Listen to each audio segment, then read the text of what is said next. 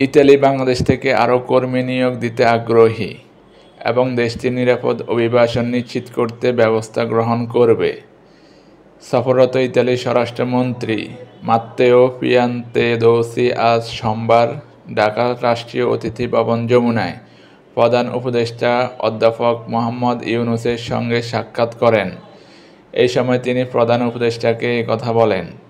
প্রধান উপদেষ্টার সঙ্গে সাক্ষাৎকালে তিনি পারস্পরিক স্বার্থ সংশ্লিষ্ট বিভিন্ন বিষয় নিয়ে আলোচনা করেন, যার মধ্যে ছিল বাংলাদেশি নিরাপদ ও বৈধ অভিবাসন, মানব পাচার রোধ এবং বাণিজ্য ও বিনিয়োগ।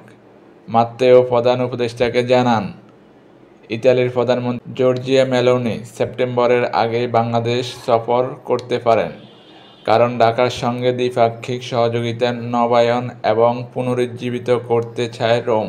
তিনি বলেন, ইতালিতে একটি বিশাল বাংলাদেশি কমিউনিটি রয়েছে। আমরা এই কমিউনিটি নিয়ে অত্যন্ত সন্তুষ্ট, কারণ তারা তরুণ, পরিশ্রমী এবং ইতালির সমাজে সুন্দরভাবে মিশে গেছে। বাংলাদেশের এমন নাগরিক আমাদের আরও প্রয়োজন। ইতালির মন্ত্রী বলেন, আমি এখানে এসেছি কারণ অনেক বাংলাদেশি বিপজ্জনকভাবে অবৈধ পথে ইতালি যাওয়ার চেষ্টা করেন, যা ঝুঁকিপূর্ণ। আমরা চাই তারা বৈধ পথে আসুক আমাদের দেশে।